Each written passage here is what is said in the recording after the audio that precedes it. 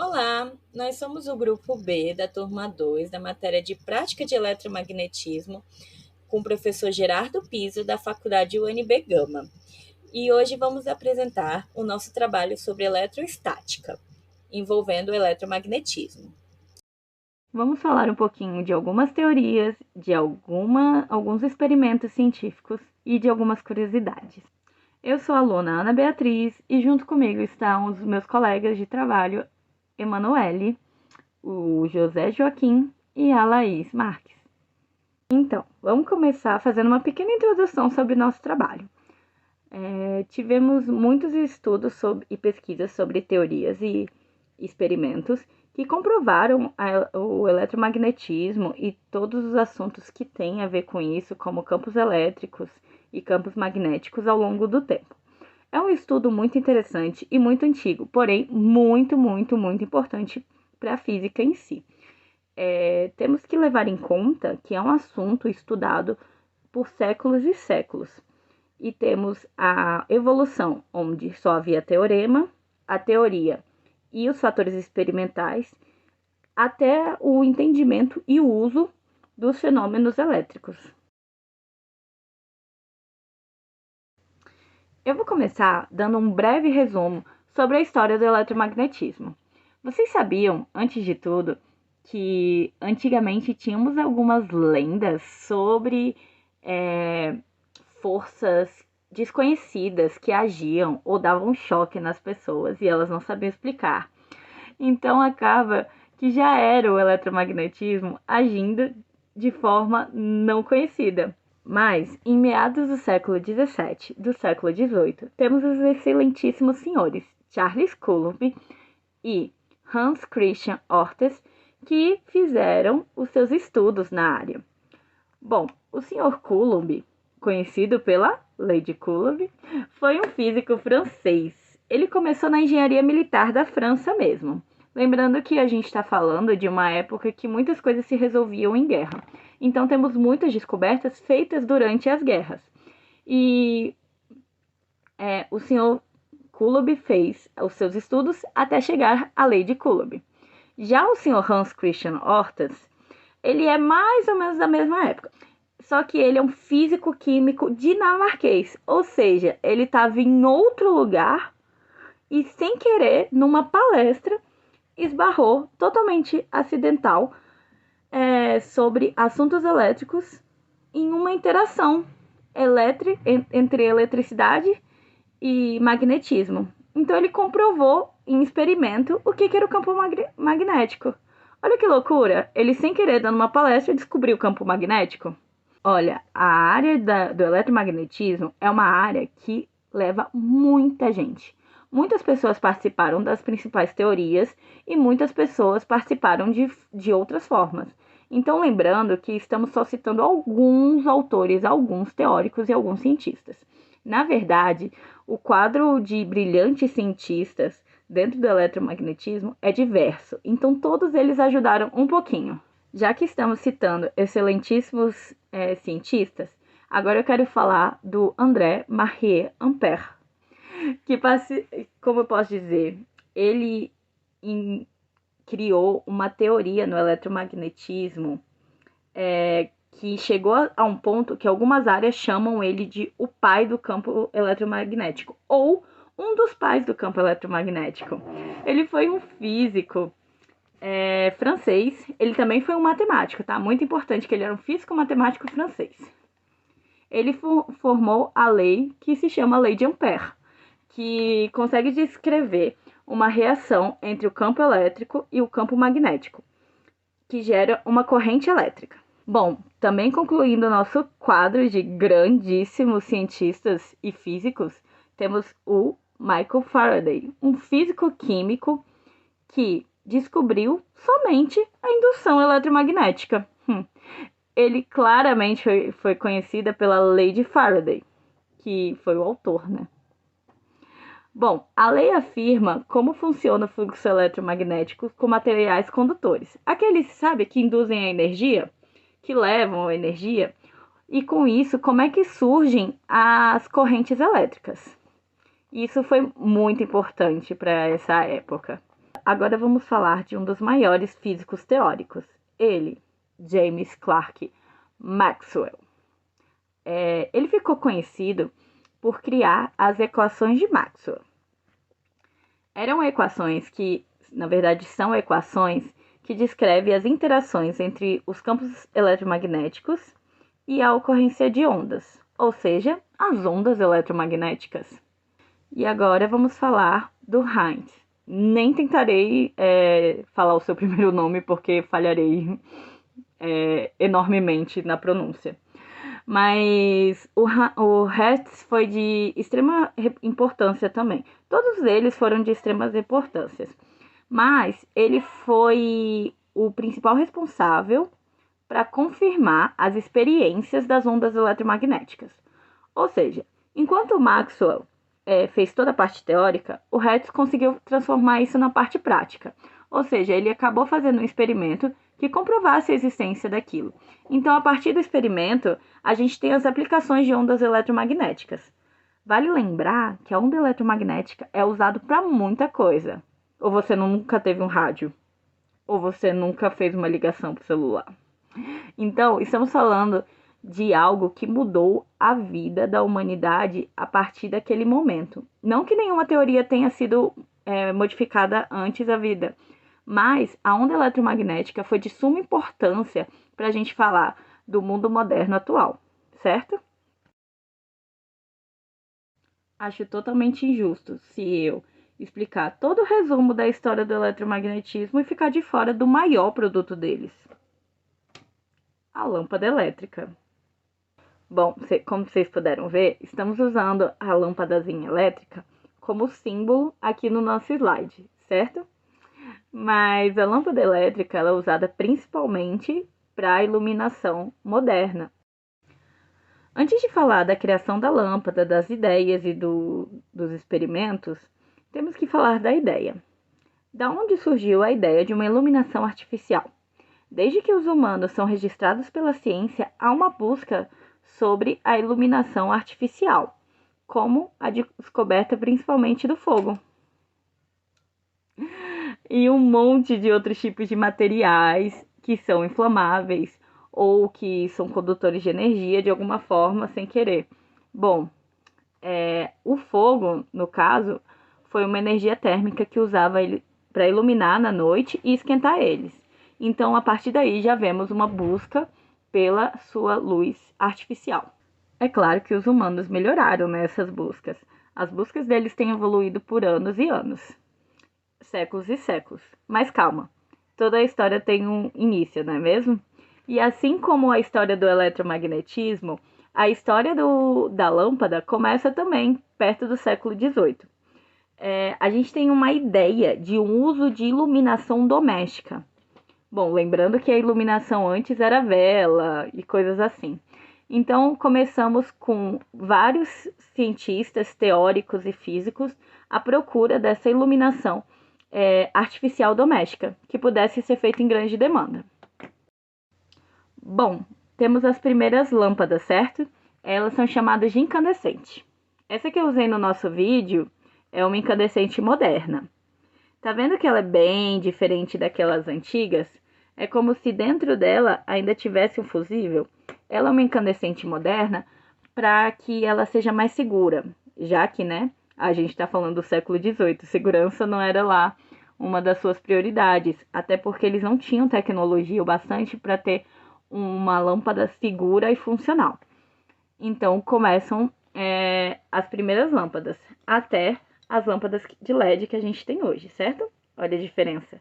Tanto em tamanho quanto peso, a gente consegue diferenciar bem essas duas lâmpadas. E até na iluminação e durabilidade. Bom, mas falando mesmo da principal invenção, que foi a lâmpada a lâmpada incandescente,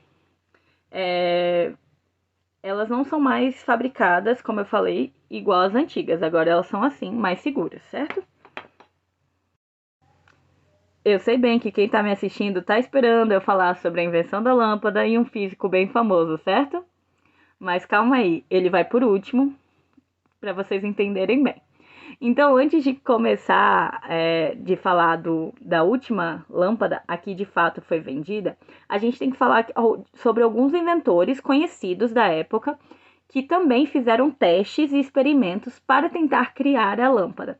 Lembrando que eles tinham alguns requisitos para que essa lâmpada, mesmo que incandescente, funcionasse de maneira que pudesse ser feita em bastante escala. Ela tinha que ser resistente e o filamento interno, que as lâmpadas têm, deveria ser de algum material que pudesse queimar, emitisse a luz e não se desgastasse com tanta facilidade. Ou pior, estourasse. Começamos então com Humphrey Davy. Ele foi o criador da lâmpada de arco voltaico. E o Sr. Joseph Swan, que também foi um tipo de criador de um tipo de lâmpada incandescente. Só que o filamento que ele usou foi de papel de carbono, dentro de uma ampola de vidro. Algo que lembra um pouco do que a gente conhece, né? Seguimos, também temos o querido William Sawyer, que junto com Albert Mann foram criadores de uma lâmpada incandescente. Só que o filamento que eles usavam era um filamento dentro de um bulbo de vidro evacuado, que também é bem parecido com algo que a gente conhece, né? Só que lembrando que todos os experimentos tinham formatos bem diferentes do que a gente conhece. Alguns lembram um pouco, mas esse formato aqui foi já um designer entre eles que deu certo.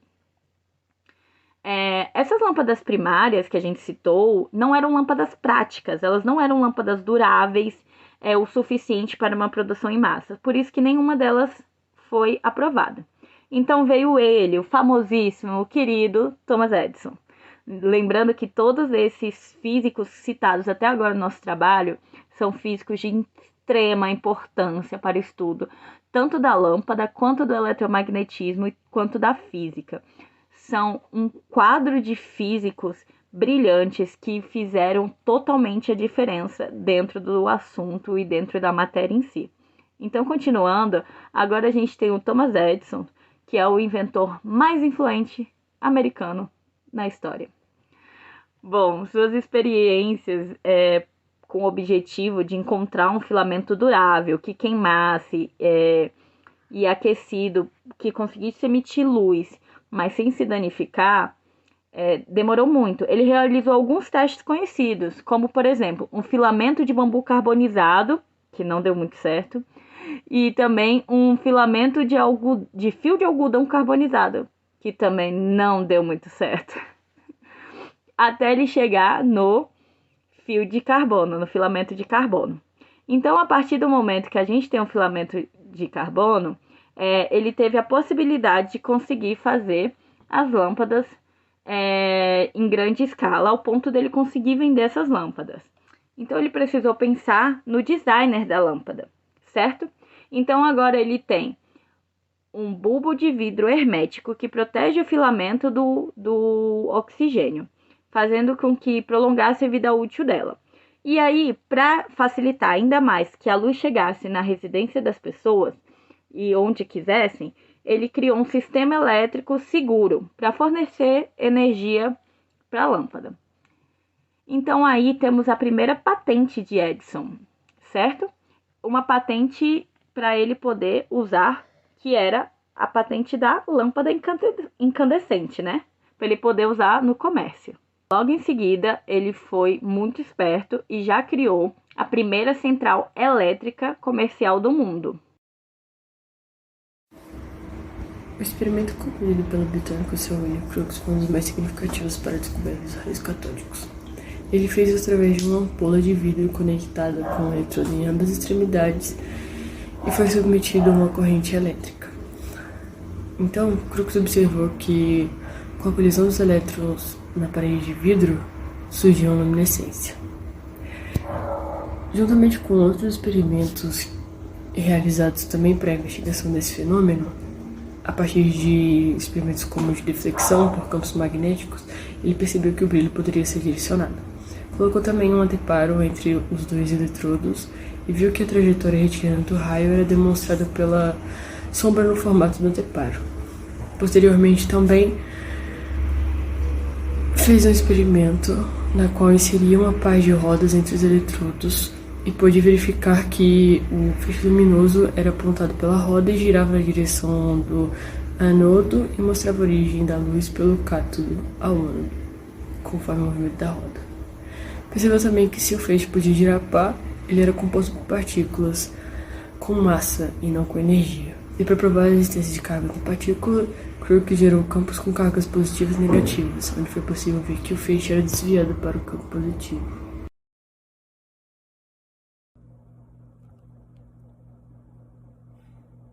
O modelo atômico de Thomson, proposto pelo físico britânico Joseph John Thomson em 1897, foi uma das primeiras teorias sobre a estrutura do átomo. Nesse modelo, ele postulou que o átomo era uma esfera positiva com elétrons incrustados nela, semelhante a um pudim de passas. A descoberta dos elétrons foi um marco importante na compreensão da estrutura do átomo. Thomson realizou experimentos com tubos de raios catódicos que culminaram na descoberta dos elétrons em 1897. Thomson observou que os raios catódicos eram desviados por um campo elétrico externo, indicando a presença de partículas com carga negativa.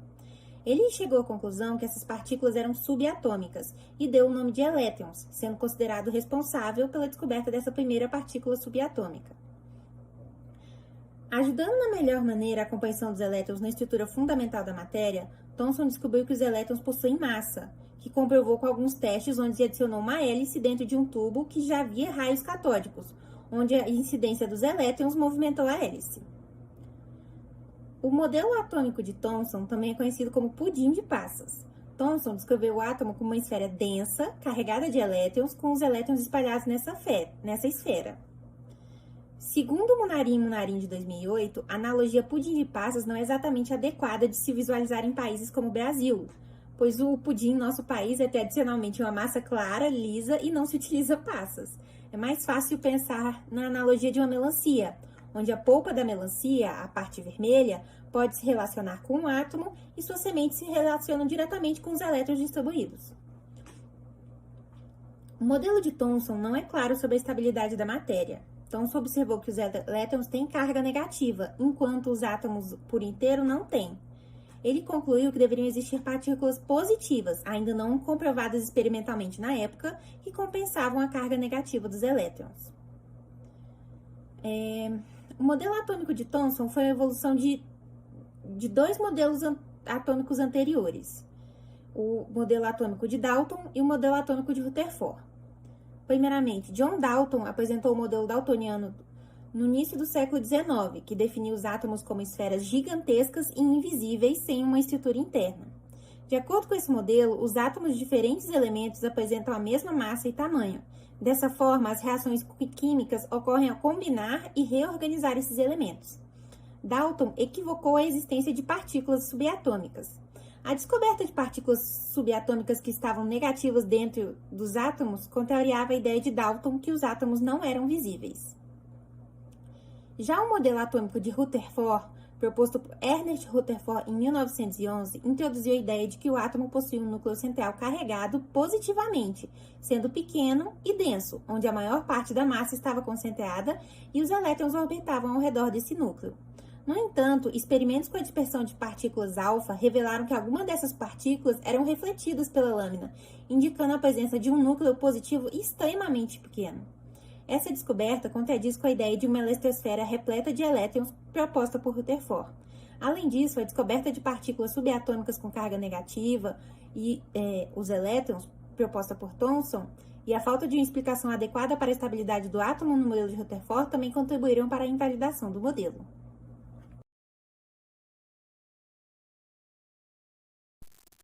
Vou falar agora sobre a gota de Millikan. O experimento conduzido por Robert Sanders Millikan teve como objetivo determinar a carga elétrica elementar e estudar suas propriedades. O experimento conseguiu observar o movimento de pequenas gotas de óleo carregadas no seio de campo eletromagnético. Foram criados pelo condensador. Millikan utilizou um atomizador para pulverizar uma fina nébula de gotas de óleo na parte superior da câmara de baixa pressão. Sob a influência da gravidade e da resistência do ar, algumas gotas de óleo caíam através de um pequeno buraco na placa de metal superior. Em seguida, Millikan aplicou uma carga radioativa no buraco da placa de metal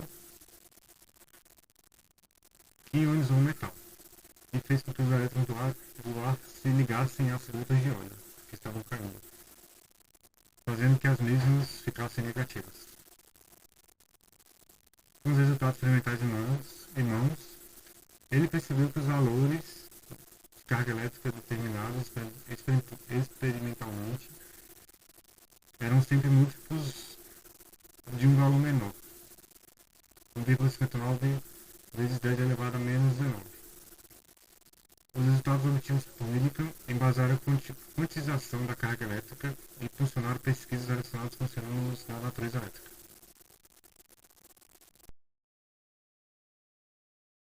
Bom, agora a gente vai falar do experimento de Stern-Galish. Ele leva esse nome devido aos seus dois autores. A gente tem o Otto Stern, que ele foi um físico alemão e teve diversas realizações na física, inclusive ele ganhou um Nobel de Física já. Já o Walter Galish também trabalhou além de trabalhar com Otto em várias contribuições científicas, ele teve um cargo de destaque na Guerra Alemã, certo? Na Segunda Guerra Mundial. Inclusive, no final, após a Segunda Guerra Mundial, ele foi preso por envolvimento de um projeto de bomba atômica. Pois é, né? Mas vamos falar do experimento agora. O experimento em si é a descoberta do spin.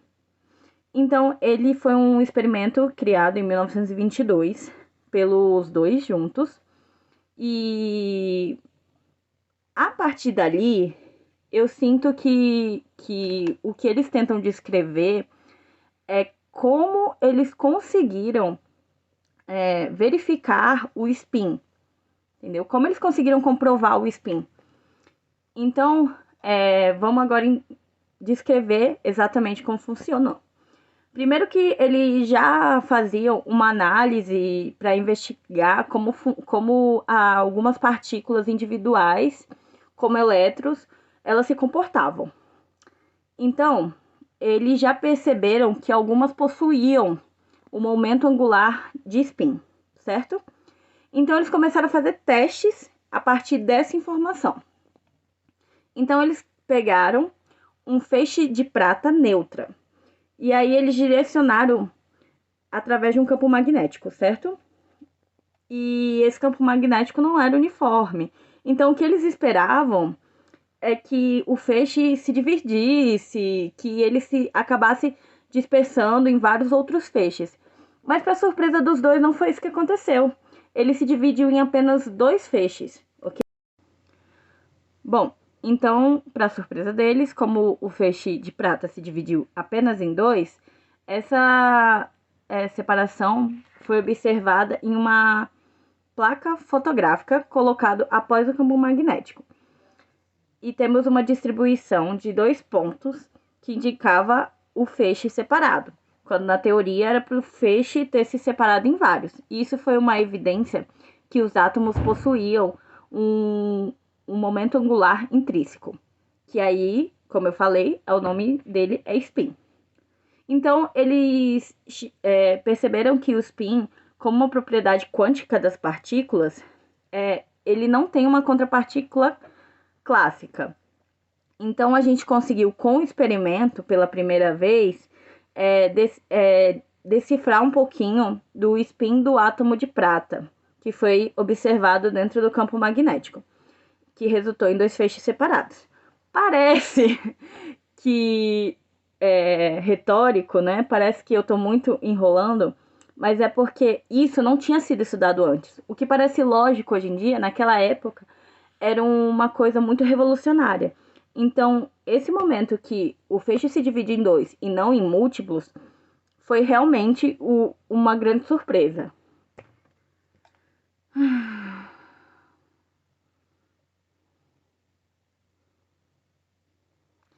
Com isso, a gente tem uma revolução no desenvolvimento da teoria quântica do século XX.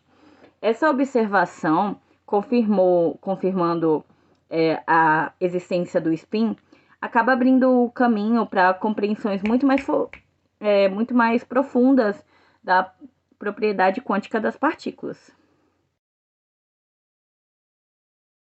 Em 1909, na Universidade de Manchester, Rutherford, Russell Geiser e Ernest Martin realizaram um experimento que foi de grande importância para o entendimento da estrutura do átomo, que posteriormente foi levada à hipótese do modelo atômico nuclear. Esse experimento consistia em um tubo de vidro fechado hermeticamente que possuía um soprador dentro, e esse tubo também possuía paredes finas o suficiente para permitir a passagem de raios alfas, além de ser carregado com randômio. No espaço entre o soprador e o tubo era feito vácuo e com o tempo seria tomado por raios alfa. Mas posteriormente Rutherford observou que na verdade esse espaço era tomado por um gás e após testes ele verificou que esse gás se tratava de hélio. Então assim concluiu que as emissões eram átomos de hélio totalmente ionizados. Ele utilizou essas informações e realizou novos estudos, uma vez que a emissão alfa poderia apenas ser de natureza atômica. Nesses novos experimentos, Rutherford bombardeou matéria, uma folha de ouro com espessura de 6 microns, e ao redor foi colocado um tempero revestido com a camada de sulfeto de zinco, com partículas alfas, e ao colidirem com a superfície revestida poderiam ser detectadas, e também percebeu que elas se desviavam da trajetória ao atravessar a matéria. Algumas apresentavam um desvio de 90 graus, outras se tornavam um ponto de incidência. O artigo que ele publicou a respeito desse estudo também mostrava que o desvio das partículas quando as folhas utilizadas eram feitas de outros metais, como chumbo, alumínio e platina, dizia que as partículas que eram desviadas aumentavam de acordo com o tamanho da massa atômica desses metais. E baseado nesses estudos e artigos, Rutherford publica um outro artigo explicando e relatando as dispersões de partícula alfa e beta e descrevendo os cálculos matemáticos para a explicação, constatando que o átomo seria responsável por esse fenômeno. Apontou também que o átomo deveria consistir em um centro maciço eletricamente carregado e pequeno, o que levou à ideia de um átomo nucleado com composto de núcleo positivo circundado por elétrons com unidades positivas iguais àquelas contidas no núcleo.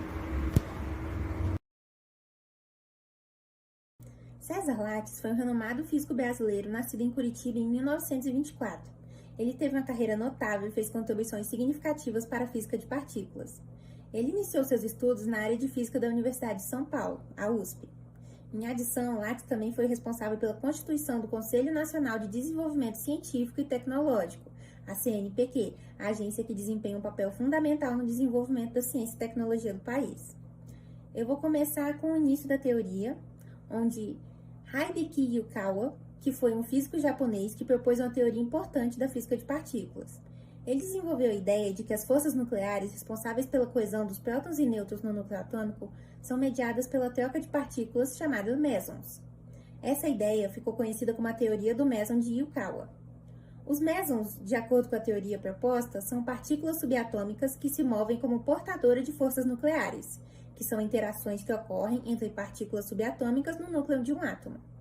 Yukawa propôs a existência dos mesons em 1935 para explicar a interação entre prótons e nêutrons. No entanto, ele não conseguiu demonstrar em laboratório a existência de mesons. Porém, em 1947, César Lattes e sua equipe utilizaram placas fotográficas de emulsão nuclear para capturar as trajetórias das partículas. Eles expuseram às placas a radiação cósmica, que contém partículas subatômicas, incluindo os mesons. Ao analisar as placas fotográficas, eles conseguiram identificar as trajetórias das partículas e confirmar a existência dos mesons, o que apoiou a teoria de Yukawa sobre as forças nucleares. Apesar de sua contribuição significativa para a descoberta do meson, o Prêmio Nobel de Física foi concedido a Cecil Powell, de acordo com as regras do prêmio que determinavam que ele deveria ser concedido ao chefe da equipe. Lattes foi indicado ao Nobel por 7 anos consecutivos, de 1950 a 1956, em reconhecimento à importância da sua descoberta. O Large Hadron Collider, ou LHC. O grande colisor de hadrons é o maior acelerador de partículas do mundo, localizado na fronteira da França com a Suíça. Seu funcionamento é de extrema importância para a física moderna, que permite a realização de experimentos que possam recriar condições similares ao que ocorreu durante o Big Bang, em termos de temperatura e densidade extremas. A LHC contém 4 detectores principais, e cada um deles tem funções específicas, que foram determinadas pelos pesquisadores. Durante sua operação, os prótons atingem energia de até 14 TeV, resultando em energia na ordem de 1 TeV para os quarks. O acelerador é responsável por empurrar prótons em torno de um anel de 27 km, onde cada próton realiza aproximadamente 11.000 volts por segundo. Ele é uma fundamental ferramenta para a comunidade científica, onde fornece dados essenciais sobre colisões de feixe de partículas, contribuindo para compreender os fenômenos que movem o universo.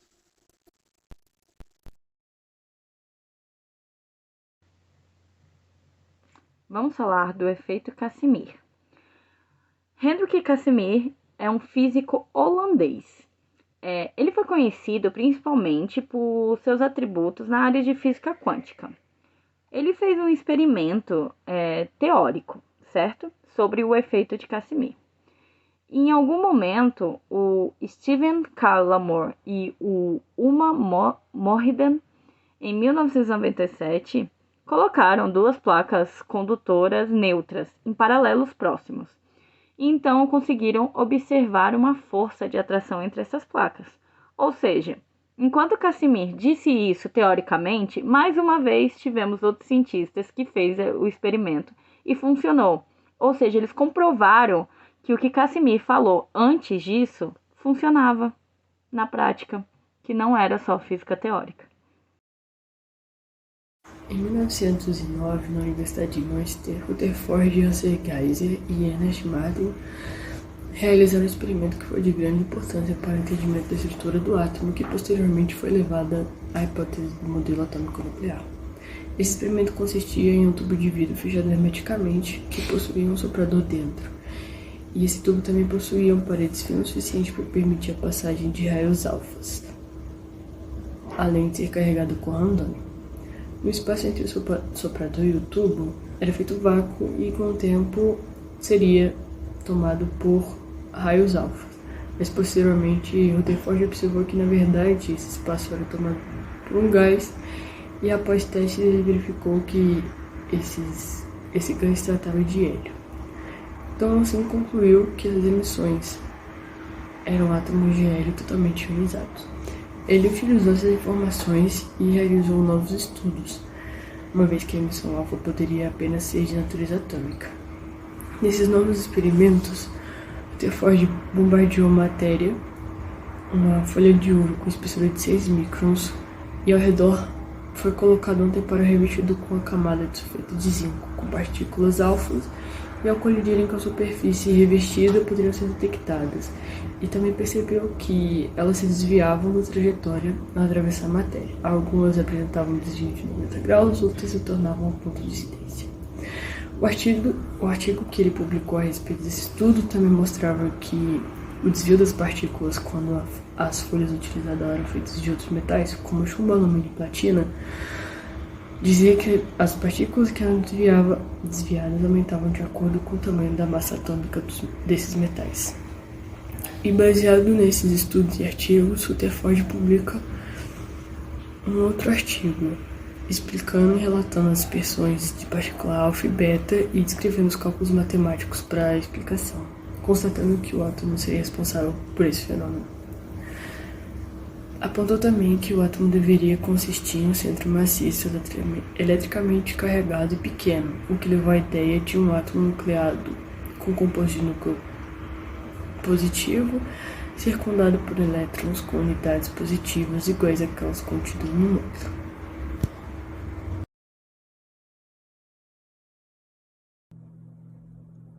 De acordo com Munich Sky 2020, o modelo padrão de partículas é atualmente a tentativa mais bem consolidada de explicação não só da estrutura da matéria, mas também na sua diversidade e das suas interações. O modelo padrão foi desenvolvido por um grupo de físicos teóricos experimentais de diferentes nacionalidades ao longo do século XX, para responder a seguinte questão: quais são as constituintes da matéria no seu nível mais fundamental? O modelo padrão fornece uma base teórica sólida para compreender a estrutura fundamental do universo em termos microscópicos. Entre os principais contribuintes para o desenvolvimento do modelo padrão estão nomes como Peter Higgs, François Englert, Robert Braut e muitos outros. As partículas elementares, também conhecidas como partículas fundamentais, são as menores constituintes da matéria e não possuem subestrutura. O modelo padrão classifica as partículas elementares em 3 categorias. Primeiramente, os bósons, que são partículas que mediam as interações entre outras partículas. O fóton, por exemplo, é o bóson mediador da força eletromagnética, enquanto os bósons W e Z mediam a interação fraca. Também temos os quarks, que são partículas elementares que possuem carga fracionária e são afetados pela força forte. Os quarks possuem propriedades importantes, como sabor e cor, e podem assumir diferentes sabores, como up, down, charme, strange, top e bottom. E por último, nós temos os leptons, que são as partículas elementares mais fundamentais que compõem a matéria e que não são afetadas pela força forte, que mantém os prótons e nêutrons unidos. Eles não estão presentes no núcleo do átomo e podem viajar por conta própria. Até o momento, são conhecidos 6 leptons: elétron, muon, tau, neutrino do elétron, neutrino do muon e neutrino do tau. Os leptons mais conhecidos são o que a gente chama de elétrons e são responsáveis pela carga elétrica dos átomos. Os leptons são considerados partículas elementares da matéria, pois até o momento não foram encontradas partículas menores que os compõem. Embora o modelo padrão seja a teoria mais atual, ela tem algumas limitações. Uma das principais limitações é a exclusão da gravidade em sua descrição. A gravidade é descrita pela teoria da relatividade geral de Einstein e ainda não foi incorporada de forma completa ao modelo padrão. A busca por uma teoria que unifique a gravidade com outras forças fundamentais é um dos grandes desafios da física teórica. Em outro lado, também temos a quantidade observada de matéria no universo é muito maior que a quantidade de antimatéria, o que não é previsto pelo modelo padrão.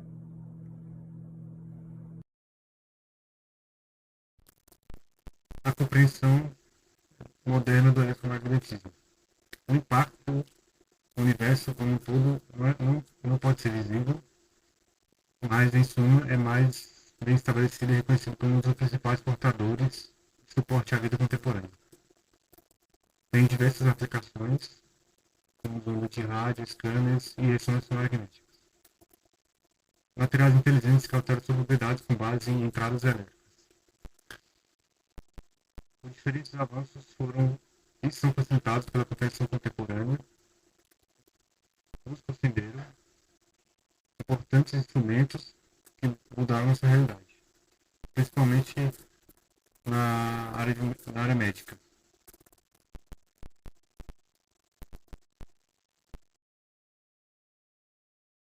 As pilhas são dispositivos que convertem energia química em energia elétrica por meio de reações de oxirredução. Elas são compostas por 2 eletrodos, o anodo e o catodo, e mais um eletrólito. O anodo é o eletrodo negativo da pilha, onde ocorre a reação de oxidação. Já o catodo é o eletrodo positivo, onde ocorre a reação de redução. A corrente elétrica é gerada pela transferência de elétrons do anodo para o catodo através de um fio condutor externo. Existem vários tipos de pilha. Eu vou falar hoje sobre as 5 mais interessantes. Primeiro vamos falar sobre a pilha de Daniell, que é um dispositivo eletroquímico que também é amplamente utilizado para fornecer energia elétrica em equipamentos que precisem de mais energia durante uma maior quantidade de tempo, como sinais, alarmes, telefones. Ela também é bem utilizada em laboratórios para fins educacionais. A montagem da pilha de Daniell envolve um eletrodo de zinco imerso em uma solução de sulfato de zinco. Em outro compartimento, um eletrodo de cobre está imerso em uma solução de sulfato de cobre. Os 2 compartimentos se interconectam por uma ponte salina e os eletrodos metálicos são conectados por um fio condutor externo. O eletrodo de zinco sofre oxidação, fornecendo elétrons que ocasionam a redução de íons cobre da solução sobre o eletrodo de cobre. Em segundo, temos a pilha de Leclanche, que é também conhecida como pilha seca. Ela possui um cilindro de zinco que funciona como um anodo, e tem um eletrodo principal com grafite, dióxido de manganês, carvão em pó e uma pasta com cloreto de amônio e zinco. Na reação anodo, o zinco metálico perde elétrons e se transforma em íon zinco, liberando elétrons. Já na reação catodo, os íons amônio e dióxido de manganês recebem elétrons e se transformam em óxido de manganês, água e amônia. Em terceiro, temos a pilha alcalina, que é um tipo de pilha que apresenta um funcionamento semelhante ao da pilha seca de Leclanche, mas com uma composição diferente. Ela recebe esse nome devido à presença de uma substância alcalina em sua composição. No caso da pilha alcalina, o nodo é geralmente formado por uma placa de zinco, cromo ou outros metais, enquanto o cátodo é formado por uma mistura pastosa com óxidos de alguns metais, com a presença de cloreto de potássio em vez de cloreto de amônio encontrado na pilha comum. A presença de cloreto de potássio confere à pilha alcalina uma melhor condutividade eletrolítica, resultando em uma resistência interna menor e, consequentemente, uma durabilidade maior em comparação com a pilha comum. Em quarto, temos a pilha de lítio, que é também conhecida como célula galvânica. No caso do nodo, ocorre a oxidação do lítio metálico. Nessa reação, o lítio metálico perde elétrons e se transforma em íons lítio, liberando elétrons. Já no cátodo, ocorre a redução de um composto de lítio, como óxido de lítio, e nessa reação o composto de lítio recebe elétrons e se transforma em hidróxido de lítio, liberando também íons hidróxido. Por último, mas não menos importante, a pilha recarregável de níquel metal hidreto, que é um tipo de pilha recarregável que utiliza hidreto metálico de níquel como cátodo e óxido de níquel hidreto como anodo, e por último, hidróxido de potássio como eletrólito. No caso do nodo, os hidretos perdem elétrons e se transformam em metal, liberando também íons hidróxido. Já no cátodo, o óxido de níquel hidróxido recebe elétrons e transforma em hidróxido de níquel, liberando também íons hidróxido.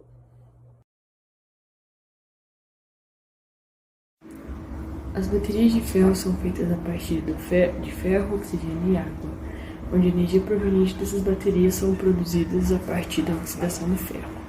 Esse sistema acontece de forma que a oxidação é composta por uma peça de ferro porosa, que serve como ánodo, uma solução eletrolítica, geralmente água, e oxigênio atmosférico como cátodo, que não está presente dentro da bateria diretamente. Ele é admitido na bateria por meio de uma membrana que o detém para que não escape.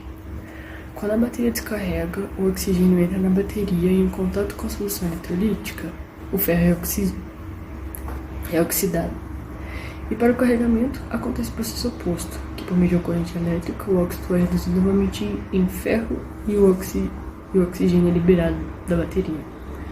Uma das principais vantagens do uso de bateria de ferro no lugar das baterias de lítio é o custo, porque além do custo elevado do lítio, ele é um material escasso e possui uma grande demanda, que é gerado principalmente pelo crescimento do mercado de automóveis elétricos. O custeio dessas baterias de ferro é reduzido por ser feito de substâncias que são abundantes e mais econômicas, e diminui também a dependência de países como a China para a obtenção desses materiais. As baterias de ferro possuem um armazenamento de longa duração. Sistemas de fluxo de ferro são capazes de conservar a quantidade de eletricidade altas, podendo armazenar até 12 horas, e possuem uma durabilidade que permite vida útil de 20 anos ou mais, sem sofrer degradação. Essas baterias também solucionam um grande problema enfrentado nos últimos tempos dos sistemas de energias renováveis, como a eólica e a solar, que é o armazenamento de forma segura e barata, sem depender de condições climáticas, como a falta de sol e a falta de vento.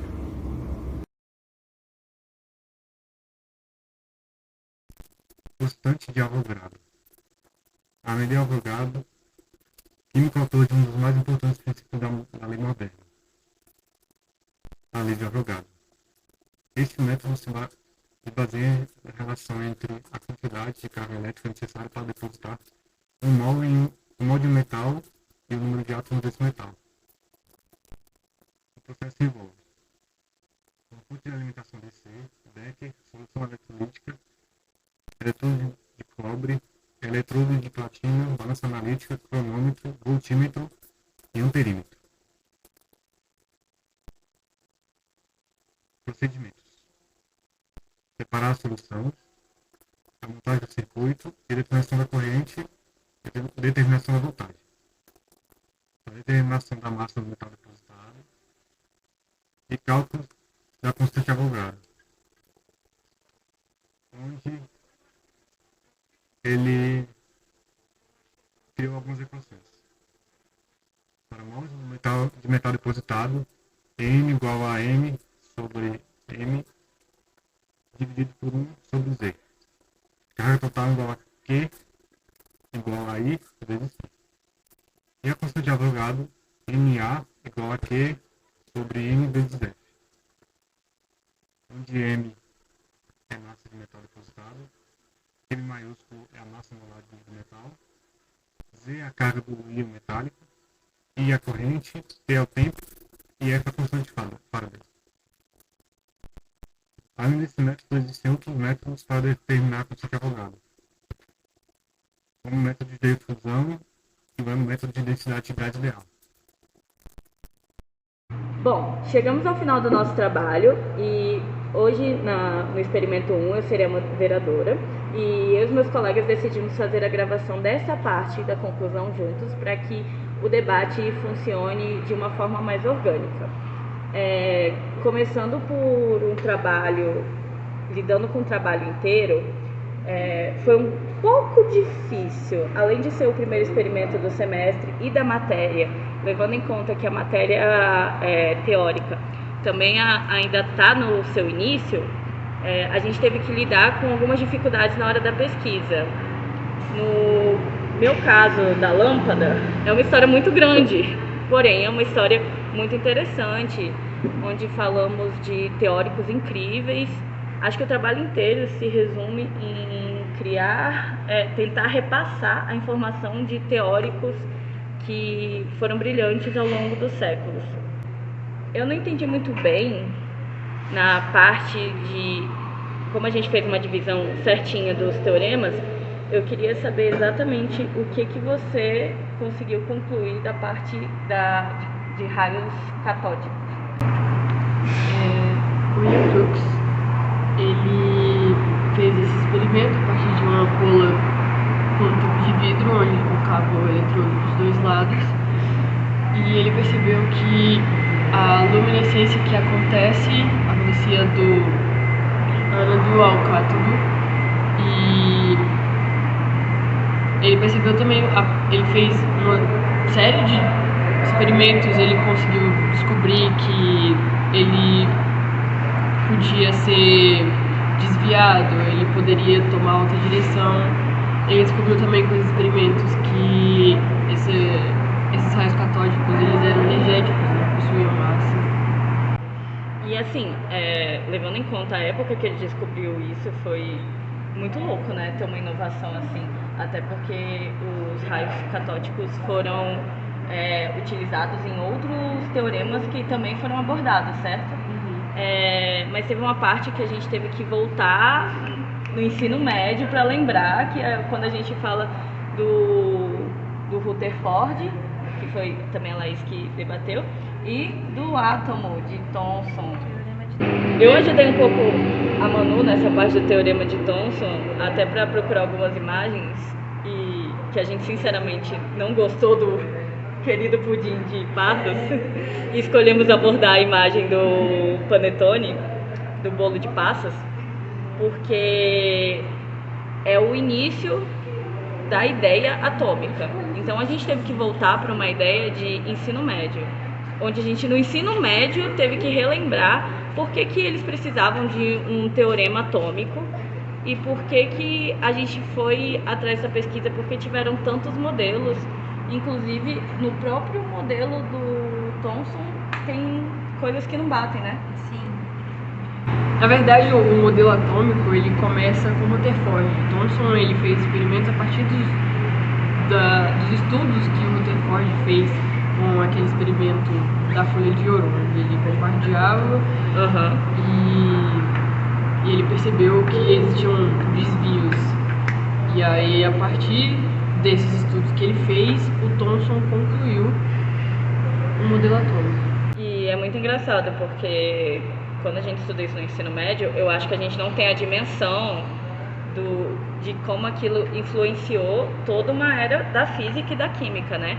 Porque a gente estuda isolado. Hoje que a gente está estudando na física do eletromagnetismo, coisas como átomos e outros modelos, que, por exemplo, implicam em outros experimentos, é mais abrangente e ver como ele modificou outras coisas. Porque quando a gente estuda no ensino médio, eu só pensava no estudo da química, nunca achava que isso ia envolver física. E é muito engraçado como a gente consegue, né, envolver isso tudo. E aí a gente vem para produtos que realmente foram utilizados e funcionais na vida do ser humano e mudaram uma época, começando pela lâmpada, né?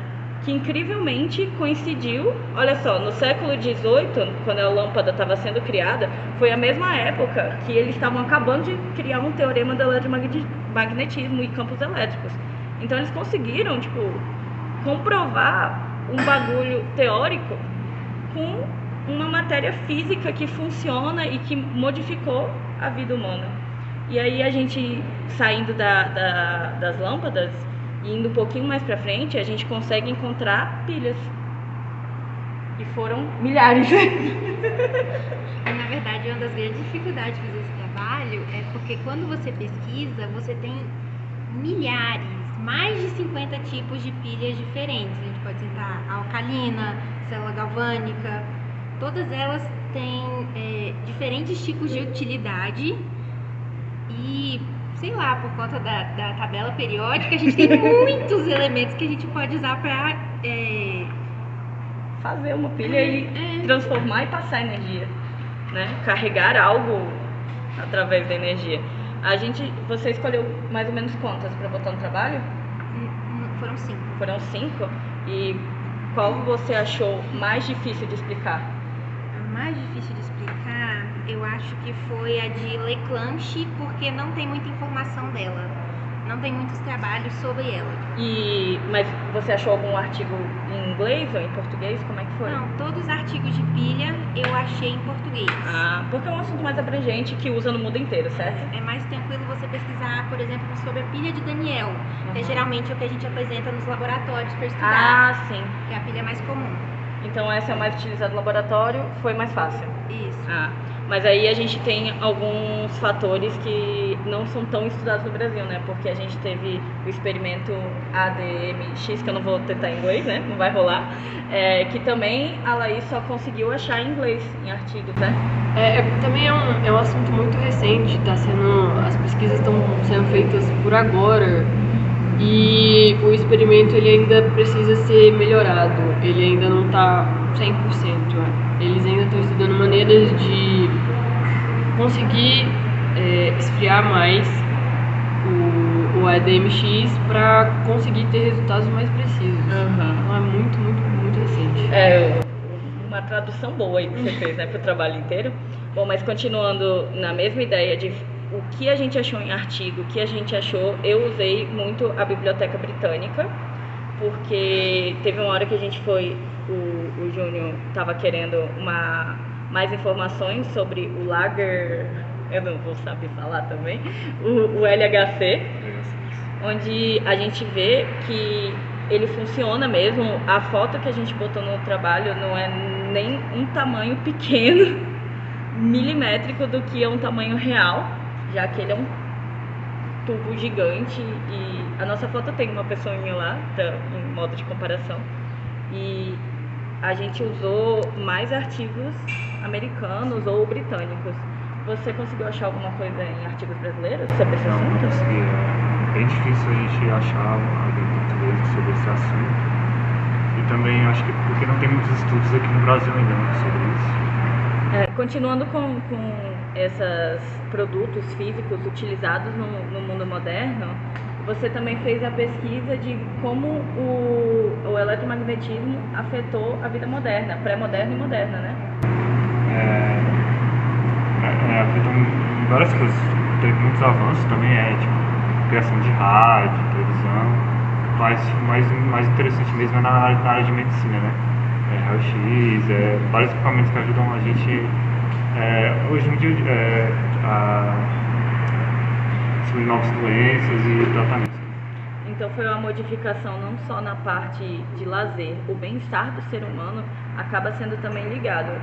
Como fomos todos moldados por essa pesquisa a entender como o eletromagnetismo está aplicando, então a ideia original de ter algo que passasse energia hoje modifica hospitais, celulares, a forma da gente ver TV, a forma da gente se comunicar, ligar.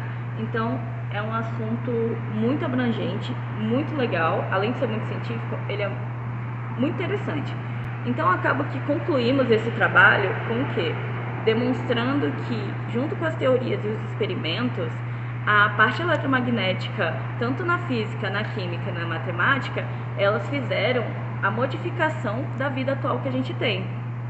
Desde que lâmpada é lâmpada e que a gente usava incandescente, até hoje, quando a gente tem o celular, a lâmpada de LED, tudo isso começou por causa de uma ideia. Então, a gente percebeu, como conclusão, que os teóricos do século XVII tinham uma visão tão abrangente de uma teoria que mudou uma vida inteira, mudou toda uma vida moderna, todo mundo. Então, a nossa conclusão com isso é que o eletromagnetismo foi um dos fundadores da vida moderna e provavelmente da vida pós-moderna, né? Porque assim como a tecnologia está sempre se atualizando, os teoremas, os experimentos estão sempre se atualizando. E é muito legal a gente conseguir comprovar hoje o que um cara lá do século XVII fez, né? E é isso. Muito obrigada. Somos o grupo B.